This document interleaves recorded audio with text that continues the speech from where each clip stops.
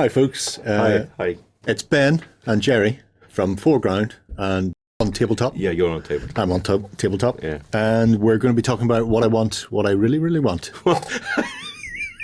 That is so terrible. Is it all right then? then. All right then. I tell you what then. Yes. What do you want?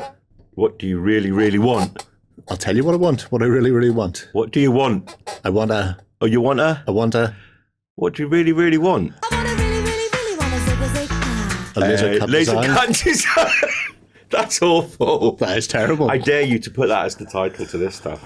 I have absolutely no problem because I have no creative impact at all in this place. So they do whatever they want with me. Yeah, you do actually. But they don't know you're really quite creative. Yeah. Mayhem. I hide my light Havoc? under a bushel. You cry havoc, don't I you? cry havoc and let slip all the dogs Let away. loose the dogs.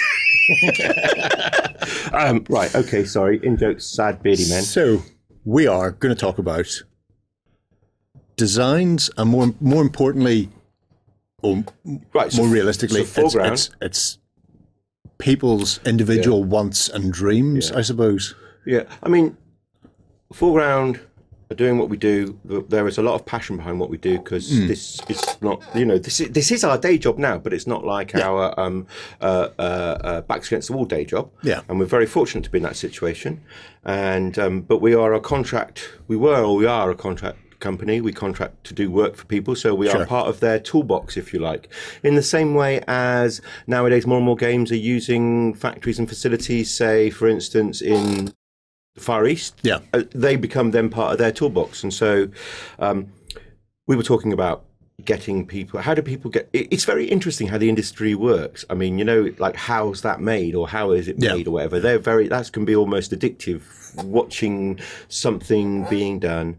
And so we were thinking about doing some how-tos with designing or different things. And then because of other things that we have been doing, you and I knew that we both had an interest in Rorke's Drift and an interest in the fact that I think the drawings that were done for Queen Victoria, there is actually an earlier article which I'm sure they'll put a link to where I was talking. We'll get somebody to do a whizzy. But I don't think you were in that one because I think that you were it was probably one of the days where they wouldn't pay to have your presence. Or damn their hides. It's terrible. It's terrible. They said they always do that. They always forget. But that has a good idea of why I felt that I would like to do Rorke's Drift again. Yes. And then you go, oh yeah, please do it. And so basically, we seem to be contracted now to you to produce the kit that you really, really want. Yes. No expense made. Is that right? No expense made. There's definitely no money changing hands. I can't afford this.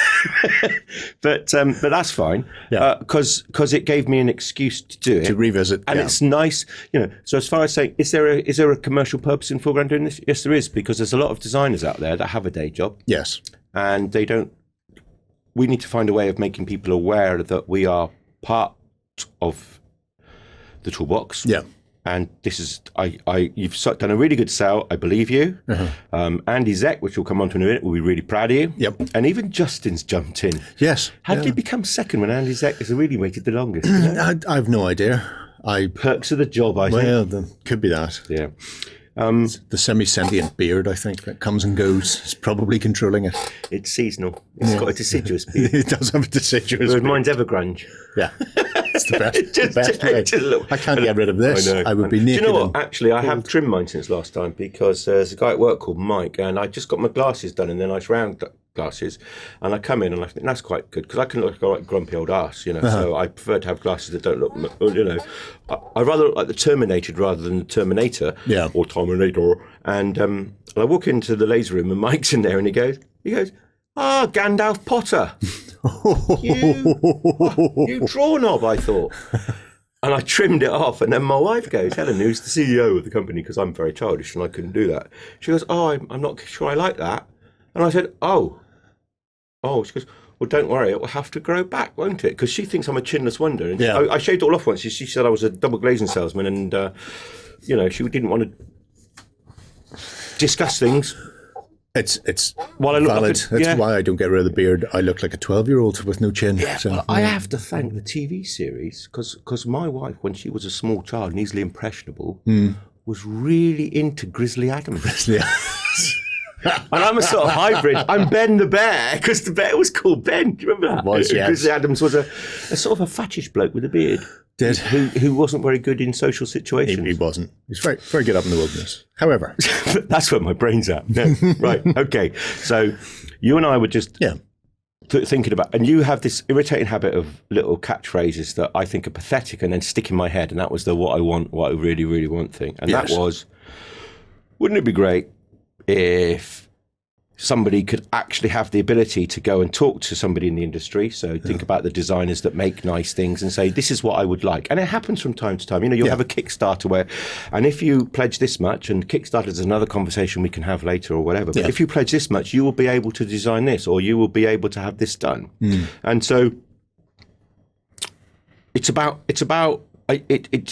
OnTableTop's way, and I'm sure you might do it with other people with other things, but as I understand it, it's OnTableTop's way of showing people what it's like to have a professional aspect to this hobby. Yes. Is that about right? It makes perfect sense. It's being able to go from, I can design something adequately, I could probably design something very well realistically, but could my execution be the same as somebody who's doing it professionally? For me, no. Yeah. So I could certainly draw the plans, but if it came down to producing the finished article, that's where I would fall down. And I don't need to be able to produce the finished article if the brief that goes to somebody like yourselves is good enough that you can make a set of plans from that brief, that you can work out the fine details. It's not as much as if we're able to. The trouble with my voice will change because unfortunately it's becoming a day job thing. Yeah. And I'm not having fun now. No, I'm sorry. Don't worry. We'll move back to fun soon. I'm sure. So when you get a brief from somebody, I mean, we try and have a mood board or a montage. So you would say, for instance, I'm going to go on a little segue here and talk about Adeptus Titanicus. If you look, I think Cad's brought, here's an Andy's, who's one of the in-house designers at 4Ground. He's brought his miniatures. Yeah. And Andy has a Mangresque kind of big robots come to the schoolyard basing system. Because he was a studio, I won't say studio giblets, but studio whatever it's called, Ghibli, Gribbly, whatever, and it's all giblets. That was it, studio giblets. And so he brings that Mangresque kind of school children's park big stompy robot into his basing, which I think is in another article that they may be doing this time. Cad is like born and bred in the Imperium, so his bases are very dark, very grim, little tiny like epic scale adventures going on below it. It's like a diorama with destroyed little people, and it's quite interesting because what Andy's put, it's almost like their entire personality is personified by these little robots. By the basing on the giant stumpy robots. So in many ways, one of the easiest kits I ever had to do was there's a company called Pulp Figures. They are actually just about to do a Kickstarter about Vietnam on Venus, I think. It's actually quite cool. Yeah. And I'm sure if this goes out, while it's on, I will make sure there is a link to Bob's Kickstarter, and it's a brilliant idea. It's a kind of forever war thing. But what I was going to say was that we have a building called the Nanhai Trading Post. Nanhai means the Southern Sea, because of course it's from the Chinese perspective. And the Nanhai Trading Post that we did, when I said to Bob what I would say to you, which was, can you give me a montage of what you think it should look like, and can you give me some a mood board color spectrum? He goes, how would you like the model? I went, pardon? So he handed me the Trading Post and said, I want this one as a kit. I want this as a kit.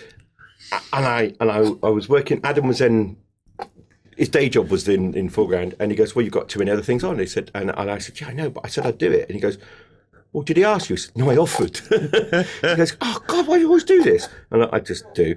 And anyway, it took me forever because I had to use my spare time. And so like, it was almost like, he gave me this and he goes, and it's just by magic.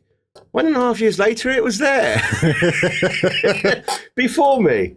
And I said to him, I'm going to bring out loads of buildings for it. And then it's like, no, you're not. You've got these other day jobs to do. So I'm going to really try and get some more of the Nanhai stuff out because it would be perfect for the Kickstarter that he's doing, which is the Venusian kind of Vietnam. Yeah. Really cool. With anyway. gone on a tangent. So that was the only time when I really knew exactly what I want. Yeah. Now then, Brigade Games happened to be bringing out another Kickstarter, which is the American War of Independence. Yes. And when I was given the brief about the buildings in that series, it was quite easy because it was of that historical period. So I didn't even need a montage board because I was given directions to where to go. So it was look at the right buildings for the period and, you know, that kind of thing. And for certain periods, and certainly as we get closer to modern day, it's much easier because you've got actual photographic footage or evidence. Well, we know that with Rorke's Drift. And we know that with Rorke's Drift, where there's a certain amount of photographic evidence there that helps to build it. And when you're going sort of off-piste with the likes of something fantasy. I was really lucky with Rorke's Drift because as well as doing it myself, we've got Minuteman, who are toy soldier people in 50-odd mil. And Minuteman in the US, they wanted a 54 mil, almost like vignette bit. So if you imagine Rorke's Drift, splice it and then upscale it, that was that. And then Leon from Pendraken said, it'd be nice with a 10 mil one. And I'm thinking, so many people wanting the same thing from me. All right, Jerry, I'll do that for you, mate. No worries. But so I have got other agendas as well with doing that. But it's been great doing it. I've really, really loved it with a passion. And I think we both, you know, this is the first thing we've created together, really. Yeah, it's going to be the last thing. Our beautiful child. It's the only question now is who gets custody at the end. Yeah, well, it's going to be, you probably. Yeah, well, here's hoping. Or anyone else who buys one, because I'm a commercial company. Well, sorry. This is the other thing. That's the difficulty of it. Because obviously with this, you've got to the prototyping stage on this one now. And you're not wanting a commercial product. Because that was your idea is, no, this is what I want, what I really want. And how close to completely historically accurate. For anyone who wants a really expensive one, your one will be really cool. But you're not paying for yours, who cares? But here's the thing.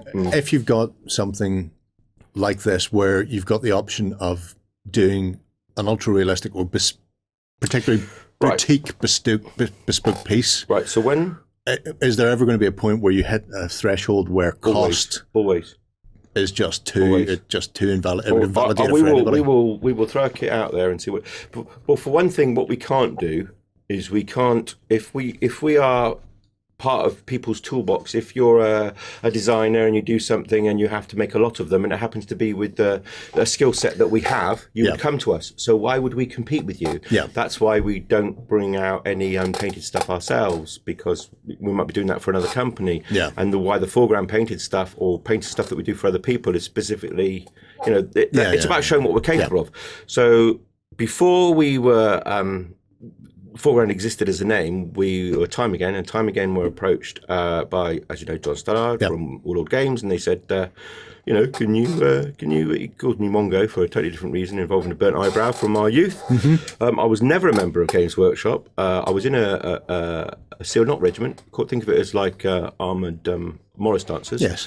And it just happened that I joined the one that almost everybody who worked at Games Workshop was in it. And it's like, wow, this is amazing. But I was a non-conventional. I've always been non-conventional, actually. It's the best way to be. Group. But it was fascinating. And in those days, I was actually into heritage site restoration. So I was, you know, working with the likes of English Heritage and National Trust, actually looking at the way something was made before by an artisan from a different period and trying to match the work that we did with what they did. What they've done, so it doesn't look out of, so it doesn't look like we did it. Yeah, you're not putting something new on an old building. You're trying to... And also the listing system in the UK, and when they knew about it, it's actually changed now from English Heritage to Ministry of Monuments, because they've made in the UK, in England, English Heritage is now a charity because it was a black hole of money. Yeah. So they made it into a charity. So if our heritage will sink or swim, depending on us. So support English Heritage, Historic Scotland.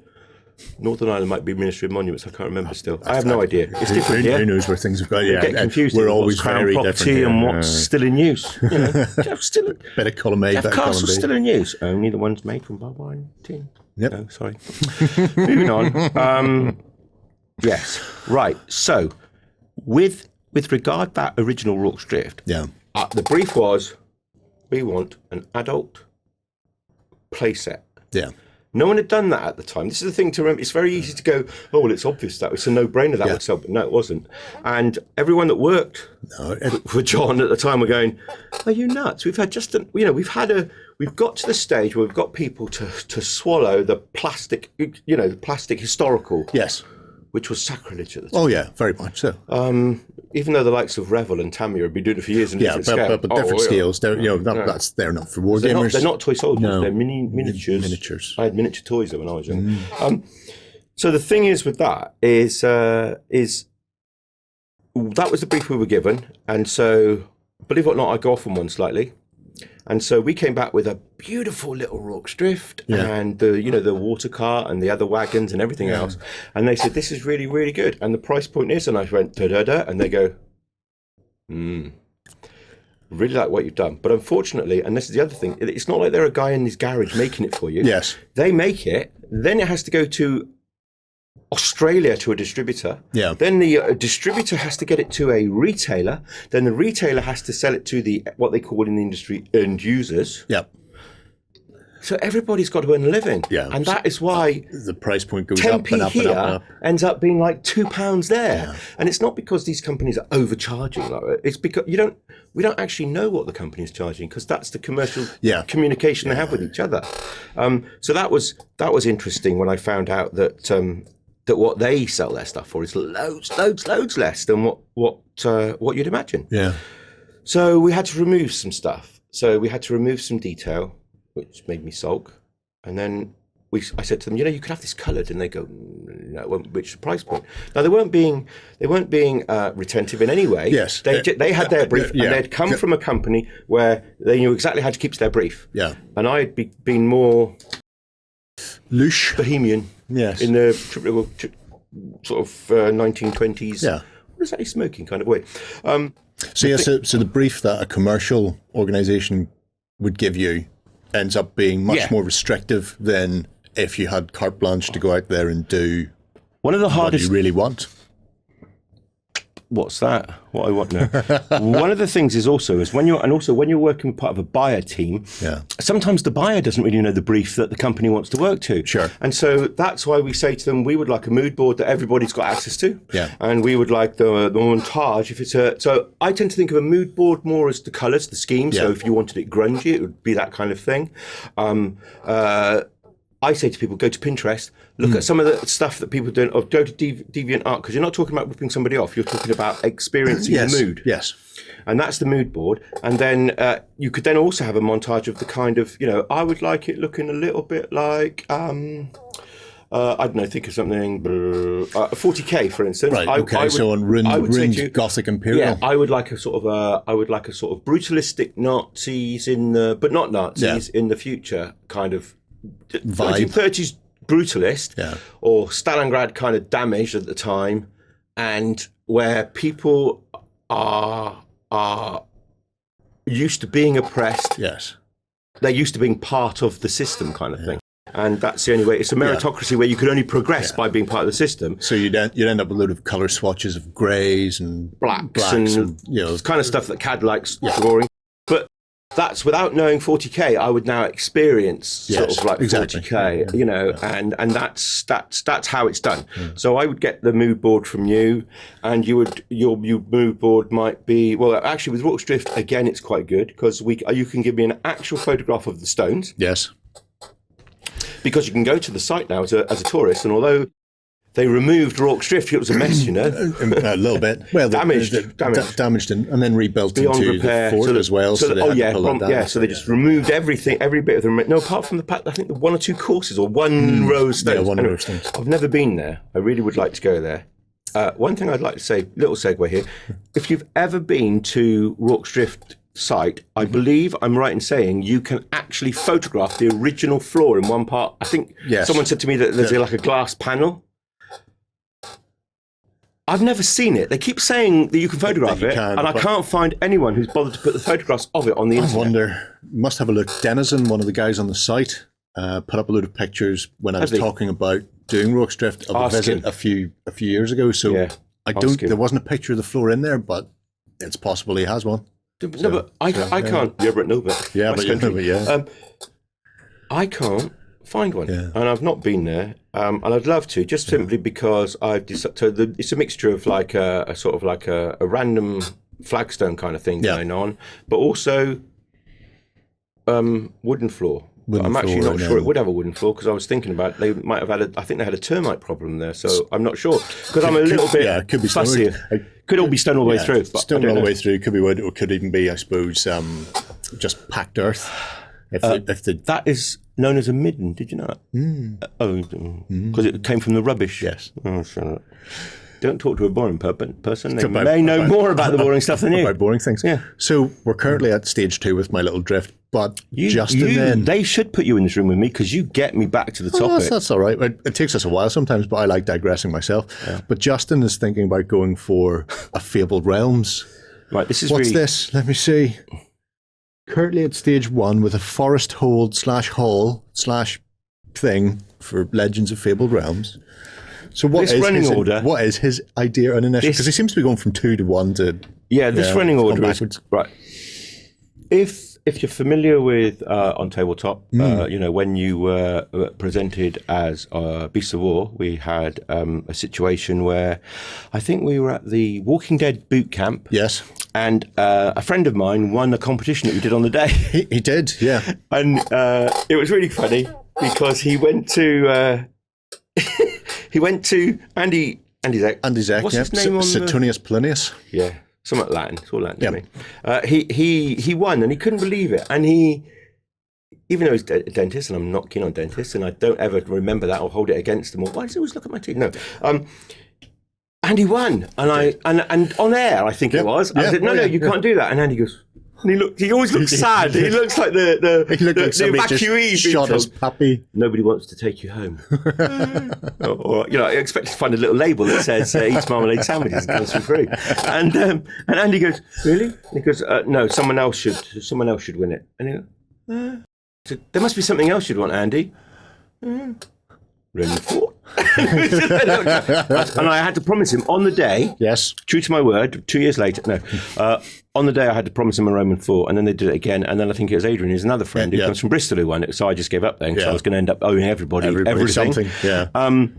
But Andy's there, and I said to Andy, I promise, one day we'll do what you want. And that was where it started. Then I think we had, about a year ago, we had the Fabled Realms thing, where we had to decide between what people wanted.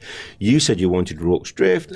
Justin wanted a place for his violent ladies to live. Yes. And Andy wanted his Roman fort. And so we compromised. And then Warren turns up and goes, well, I really like the Death Star. That's the one. We compromised, and none of us got what we wanted. Yeah. So again, we made that for him. Yeah. And I think we don't sell it now. I think we withdrew it just simply because it was going to be so freaking expensive. Yeah. But anyway, it was really good fun. We did that. And then the next thing we've been bumbling on, because you and I have both been bumbling on this. You've been threatening to do this for years, and I've been saying I'd like to do it. Had the great excuse of saying I wasn't going to do it until 2019, because that's the decade anniversary of it, and now we're in it. In fact, actually, we've just gone past it. Even us, we've gone past the actual anniversary date, because this is filmed in middle to late February. Yes, yeah. So we're a month past the 140th anniversary. We're late. Anyway, so one of the things, this has moved on slightly, because unfortunately I do tend to promise friends things that I don't keep to. Very terrible thing. So I'm trying to make amends. So we've got the what I want, whatever you're going to call it. Yes. And the idea of this is together we do the research. Yes. But it's not historical research necessarily. That's why Justin's gone for his Nordic Amazonian kind of feel. It does sound like Justin. He's doing, I said to him, it's sort of like an Amazon Girl Guides guild hut. And he goes, what? I said, never mind. It's lost on him. He wants their just basically, he envisaged that, I think they were called the Daughters of Gaia, I think they were. Right. And they're all professional ladies who, their profession is to be paid to be soldiers. Paid to be soldiers. And we're making that, so we're going to make their gang hut. That's one of the things we're going to do. Uh-huh. You wanted Rorke's Drift. Yes. And you like the idea of seeing the behind the scenes of, what are the commercial decisions that are made. Yeah. Justin just wanted his gang hut. And then, of course, Andy Zek, who I really feel sorry, because he's got a little badge on that says he eats marmalade sandwiches. Yeah. I am number one. I'm first. I was first. I was first. Firstborn is always neglected. Yeah. And so we will get, so on this running list, and this is what I find so funny, Justin actually wrote this, okay? And on the order, it has Jerry's idea for Rorke's Drift, Justin's idea for his Forest Hold Hall, and then Andy's ex-Roman Fort. Yeah. So and you're saying, that's really bad, he should be right after me. Why shouldn't he write before you? Forget that. I think that's so cool. Yeah. No, but I was pointing out that so he's put in here that we're currently at stage 2 with mine because you're at the prototype. He's at stage 1 with his idea with you, with the idea and initial planning. And Andy's currently at stage 0. So this is what Justin has put down. He's inserted himself. So even if it was the other way around, which would be fine, it would still be Andy, then Justin, then me. But he's still put himself because Andy's ahead. at 0, it would make by default. So it's even like, so although Andy comes first, his preparation is at 0. Yeah. Due to the fact that he didn't know he was prepping. Yeah, that's probably part of the reason. If he doesn't know, he can't. He does now. Join in. I mean, get your mood board below, Andy. in 4 letters or less. No. So then talking about engaging with the community, talking about giving people an insight into what we were doing, and a bit of brainstorming, I suppose you would, while drinking local refreshments. Apple juice. Yeah, apple juice, part of your 5 pints a day. Part of my 5 a day. 5 pints a day, yeah. If you have any, so what we were going to do, we're going to do these 3, and I believe everybody is going to get 4 little chats apart from you. Yes. Because Justin was here before we thought of this, and he's not letting you do your one again because I did it for us with him. That's all right. It is all right, really, because we've been heavily in discussion at the time about it. So what we will be doing in a minute is sometime in real time today, tomorrow, we will be filming Jerry's Rorke's Drift. Yes. And this will be the equivalent of the second meeting with the client, who's not really a client because you're not paying, as you know. What changes?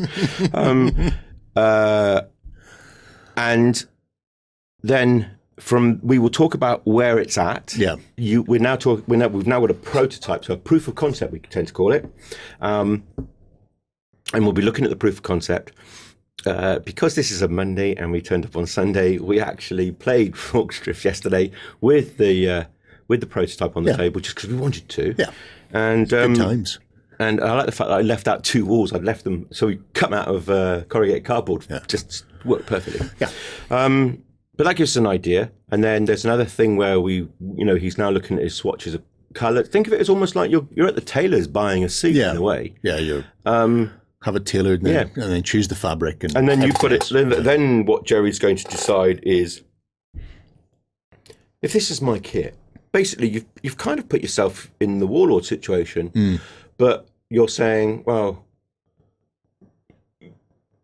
what do I put in it? Do I just put in the 2 buildings, or do I put in perhaps the wagon and the water cart, or the do we make the corral, especially you see, I would argue that the damaged corral is perhaps not part of it, but maybe the undamaged one, the sound one, is a part of it. Yeah. So, well, we can look at that when we're looking at. I can make you square bags. Biscuit boxes aren't a problem, but the bags would be. We'll have a look at that when we're looking at the Minecraft works well. Though, Minecraft. Do you want Minecraft sacks? Even just little Minecraft British soldiers, so it's just like red, little flesh tone and little pith helmet, helmet. Laughing apart, I think it's from is it Connoisseur Miniatures or something like that. I saw these most amazing 6mm, 2mm MDF silhouettes cut out and painted. And I was looking those, and I was like, they are amazing. And for gorgeous apps, pennies, ridiculous, relatively speaking, and a steady hand. Yeah, well, the steady hand probably not. You need more of your 5 a day, really. You get a sweet spot about 3. Yeah, you just need to be able to hit both at the same time. Do it on a bus that you're in sync with. So that is what we're going to do with yours, and we're going to talk about how that you're pushing the price up, and about perceived values and all that kind of stuff. Yeah. And if people want to come along for the ride with regard how we do that, we might change our mind, as is our want, and do nothing but show them the shiny at the end. It's a good way to go. Yeah. So, for the viewers then. Right. So we've got 3 people at the moment. We've got 3 at the moment. And we've worked out that if each person has 3 conversations. Yeah. One, as we will be doing. No, as I will be doing with Justin, with his haul. One that you and I have done before we knew we were doing this. And then the next conversation is the one that we will be having shortly, which is, this is where it's at. This is the proof of concept. These are the color swatches that you chose. Are you happy with where this is going? Do we change this? Do we change that? What are the pros and cons? Will that put the price up? What's the latest? It's a historical thing with you. So it's what is the latest understanding of what it should be. Should we disregard that? Yeah or no? No, that kind of thing. Sometimes. Yeah, sometimes. Sometimes history needs to be pushed aside. And also, never mind. Another conversation, but about history is written by those who wanted it written that way. Let's put it that way. Exactly. So we thought, let's have a competition. And there is actually something else that we have done with the filming, and we said that the person who wins that one will get the same prize as this one, not a duplicate, made in their own form. So this is now. Cool, I'm being to the point. This is scary. This is on. This is now what we're talking about. Okay. So. And this will be open until we pick somebody. So so if you don't quite grasp what I'm trying to say at the moment, don't worry. You can come back and you can give your opinion of what you would like. Yeah. But it is, if I was sat in the room with you and I said, so what do you want? What do you really want? I want a laser kick. It would be, and then Jerry has said what he said. You said, and they've got to say what they want. Yeah. So somebody would go, I want a laser cut, 15mm minus Terith. Some people would do that, and then I'd say to them, "And how is that a commercial product?" Yeah, I'll tell you what. Someone else who can't play it is, Dawn and Gianna from the States. Yeah. So Dawn said, "I would like Diagon Alley." Yeah, and I said to her, "Well, for one thing, that's a collection. Yes, and for another thing is you're talking about intellectual property that you would have to literally go to get the owner's permission to produce. Rorke's Drift doesn't, because it's historical. That's right. Yeah. Jerry's thing doesn't because it's historical, and likewise also Andy's. Sorry, that's Jerry's. Andy's. Your Andy's not here. You're Jerry. Yeah, I'm Jerry. But Justin's is all right because it's talking about the thematic of it. So it's not saying I want something from. It's not a. I don't want a Viking Shield Maiden's house from the series from the Viking TV series. Yes, I want a Viking Amazonian mead hall from fiction. Yeah, and he's just using the fiction. It's not an IP that exists. No. Well, the weird thing about Fabled Realms is it's sort of like a thing that exists in IP that we're not really worried whether people use it or not, because it is. It's the Heinz 57 of fantasy I used to like. So that's fine. Yeah. So people. Yeah. So say what you would like. Yeah. I'm trying to think of something that you might like. What would you like if you didn't? There are iconic buildings.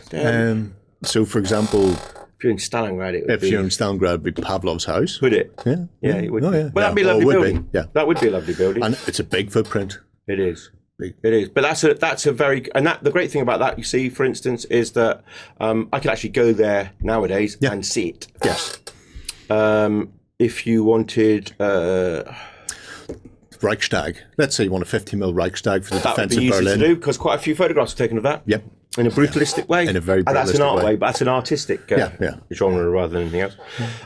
Yes, or anything else like that. If you've got to think about the mood that you want. So if you wanted something that would fit in with your, say you were playing a game in a dystopic kind of a world, I don't know, it could be a Western dystopic world. There's a few of them around. Well, you'd imagine it, You'd have an idea what you want. I mean, Kev was actually presented with that issue the other day, and he said, well, the first thing I'm going to do is our Dead Man's Hand buildings in 32mm scale, and then see what people want. And that's an easier way to do it, because he could get it out to the people that wanted it immediately, because it's a very small proportion of people that won't want to play with the 28mm, but it was almost like providing a service to the community. And then what is in that world? Now, it's interesting because you're not talking about what. It depends how you want to look at this. You're either going to talk about what people want in that world, or you're going to talk about what I want. It's mine, what I want, and they should think about this as being what they really want. Yeah, their dream bit of kit. I suppose whenever you're talking about mood as well, even the likes of, if we take the Reichstag, for example, or Pavlov's house, there's an awful lot of images of them destroyed. Yeah.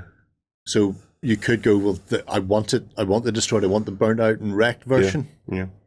I mean, or you could have the intact pre-version as well. We aren't very good at envisaging damaged buildings. Yeah. Believe it or not, and same as the other in-house designers, we actually design it before it was damaged. Yeah, before it was damaged. And then we damage it. Add the damage to it. Because it's like, well, that would be removed if that happened. Whereas to try and guess what would be there if it's not there anymore, it's a bit difficult. So that's how we do that. But yes, you could have that. I'm trying to think of what else you could have. The Worcester Commandery comes to mind because, of course, there was a Battle of Worcester, and where they actually near the canal, and it's still there nowadays. That's why I was thinking of it. The Worcester Commandery, which is the HQ Commandery of the 17th century Battle of Worcester. I want to say 1651, but I'm probably wrong. Yeah, probably. And sorry, gone off on a memory tangent then. But that building is still there. It's a museum. You can go to that museum if you wanted to go to. If you wanted a blockhouse in the Americas, and there is a heritage museum there, then that's really good because we can. Someone got in contact with me the other day about. I'd like Jamestown's windmill, and I thought, what's he talking about? And I googled it, and I found that somebody has rebuilt. The windmill that would have been at Jamestown. Now that sounds really a little bit out there, but actually, I live there normally out there, and I thought this is great, and I really enjoyed doing that. We've done some research for Flintlock, Blood and Plunder, with regard the buildings made out of the stone that's made from shells that hasn't quite so it's not like a limestone. It's like a proto limestone before it gets the compression. And it's and so it's quite porous, and that was interesting. And then I went on and looked at. I'm not going off on tangent, but this is what my day job is. And then I looked at how. All the architecture in the Americas is vernacular, it's local. So how you get to the mud bricks so you get to the adobe, but on the coast you do get this wattle and daub, and you also get this cut blocks of basically what's compressed shells before it's become stone. Absolutely fascinated. And that was St. Augustine. We were doing a lot of research for that, and I enjoyed that. And hitting the Caribbean. Yeah, I also see that's another thing. St. Augustine, that was raided by Francis Drake. That'd be really good because he would. He was keen. He got about. He did. He did get about. He's a right rogue. You definitely wanted him fishing on the inside and not fishing out. Yeah. Because he was they had to license him. Yeah. Give him his little privateer badge and send him on his way. Yeah. So our dream terrain then, whatever the people want, but they have to think that it has to be. I would like it a saleable product. No. The chance it doesn't have to be. The chances that we will pick it because we're thinking, is there a space for that in the marketplace? Yeah. And please, all our competitors, please look at it because it's not just for us; it's for anybody. Because we might not want to do something, or you might do it better than us. It's happened before, or certainly happen again. A building, so something architectural. So, but that could be a First World War bunker kind of thing. It could be whatever you. I'm still on the squeaky chair. You are still on it. I don't know if they can hear it. Yeah, I'm sure it'll be fine. There's a lot of weight on this one though. This is the one I broke earlier in the day, isn't it? Yeah, it might be a little bit. Probably why it's cracking. It's going to fall over. I thought of a joke then, which I couldn't say because I was then going to say I'd be at my wit's end. Oh dear. If I wouldn't say that though. Right, so that's actually what we want. Made from MDF, HDF, as you know, one is high density, one is medium density. We tend to think, if you think of HDF as the stronger stuff at 2 mil and the MDF at 3 mil, and then card as well. We also do a card because we use a grey card, but the paints we use, as you know, are the primer, but it's high pigment. So by the time the cards had that on both sides, it's like a bulking agent for this material. And I know in the next conversation you and I are having, we'll be talking about where we're going to be using grey card because of certain things you wanted to achieve that look incongruous or wrong, if you prefer, on the inside or whatever. Do I waffle on? Always, sir. Oh, well. No, it's only waffling if people aren't interested. Well, they've all gone, so there's only the ones that are sad that left. Hello. How are you? Kindred, is that what you're calling it? Yeah, very much so. Kindred spirit. Will it break the bank to make? Yes. Well, that's an interesting question, but that's more or less the same thing. Yeah, again, the answer with that is, well, it's a prototype. So if this was not the 4Ground side of us, if this time again and it was a museum presentation, so it was a museum model, then the cost isn't important because they will pay the cost. But what they're after is the accuracy. And I can give you a really good example. One of the best, if you're talking about model making, if you're talking about vignettes or dioramas, without a doubt, one of the most impressive one I've ever seen is the Battle of Agincourt at the Royal Armouries that was made by the Perrys. And it's still there, 28mm. It's absolutely gorgeous. Now, a lot of the things in there are actually Wargames miniatures, and the others, like the bill blocks and that was one-off castings made for that project. I think they did a load of stuff for Peter. They did an Anzac one in 54mm. Yeah. Well, they did the 54mm for Peter, but they did a massive museum piece for Gallipoli. That's what it in was. New Zealand as well, Yeah. and they brought, I think, an ex-New Zealand. I'm not going to say his rank because I can't remember his rank. I'll get it wrong. Soldier. But a high-ranking soldier who'd left, who's a wargamer, decided that they would do this for the museum and contacted the other people in New Zealand, other wargamers, and they got these castings made by the Perrys. And there's little things like you can pick out the VC winners running the telegraph wire up the hill that got shot earlier, and there's all these. It's like 12 or 24 foot square. Lunacy it is, but that sort of museum detail that they can go into when you're doing something like that. Photographs on that and they want to put them on the thread below, that would be really appreciated. I'll get the links because it's all up there. There could be some people still watching though. No, that is true. No, don't worry about that. Yeah, I really love that idea. I really love the fact. So therefore, so because it's a prototype, the costing is actually irrelevant. Is irrelevant. It's irrelevant for this. I won't pick one that's too expensive. But I will say at this moment, officially, it's totally irrelevant. Yeah. It's only irrelevant until the kids back home find out what you've said, at which point you'll be reined in, and somebody who decided to do an adult will walk through in the room and say no. That's it. I don't know. I know we ramble. I know that they hate us and love it for us, and that's just in the studio. So if you have an idea of an historic building that you would like to have made as a model kit, a dream piece of tree, and tell us. I don't really mind the scale, even if you're saying you want it, and wargaming scales is a bit sort of squiffy. Squiffy. Yes. 6mm. 10mm. 54mm, as we were saying, 60mm even, because 1/30 of this 60mm, and people do game in that scale. So there you go. So we need to know their dream terrain. Yeah. What they would do with it, and why they think it's desirable. Why they think that people would want it. Why would other people want to play on your bit of terrain? I think that's everything. I think we've been on point. And remember that, and never digressed. Architectural. So if you want a really nice boat, go to www.boatbuilders. No, it's not. No, it's Black Ops. Is it Black Ops company? Dark Ops. Dark Ops. There's a company in the UK, and they do really nice boats. I almost forgot about them. It's some guys off the YouTubes. Put it as a link. Warren probably knows them. Put it as a link. Dark Ops. Because they do fantastic boats. Only because do a really nice longboat, Viking longboat. No, I was thinking more of the fact that when someone said to us, "Do you do Viking ships?" And of course, like I said, we work with other people in the industry, and it's like, well, yeah, but it would look like his. Yeah. So no, I'm not going to. We're doing some lighters for lighters with a little the taxiing bit in the harbours, cogs and stuff. Yeah. And we're doing some lighters with firelock for their ports because they're little things. But I think there's plenty of really nice stuff out there. Yeah, you don't want to saturate. You don't want to replicate somebody else's work for the sake of replicating it. No, because if I look at them, they've been done with a lot of love. So why should I do something commercially when someone's done it for a lot of love? But that's it. Smashing. Hopefully you understand. You're all with us, aren't you?